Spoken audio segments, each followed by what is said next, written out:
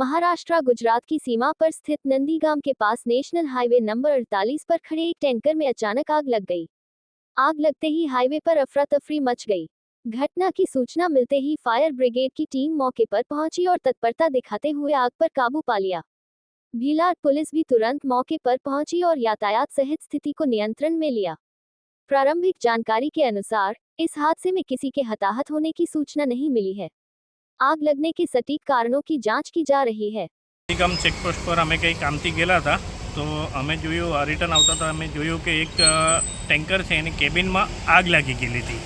તેને ખબર પડતા ભીલાડ પોલીસ સ્ટેશનની ટીમ ને ફાયરની ટીમ જગા સ્થળ પર પહોંચી ગયેલી હતી ને આગને કાબૂ પાઈ હતી ને ભીલાડ પોલીસ સ્ટેશનની ટીમ જે ટ્રાફિક હતું એ બી ક્લિયર કરાવ્યું હતું ને આગને કાબૂ પાવા માટે આપણે ઉમરગામથી બી ફાયર આવી ગયેલા હતા, ફાયરની ગાડી ને વાપીથી બી આવી ગયેલી હતી।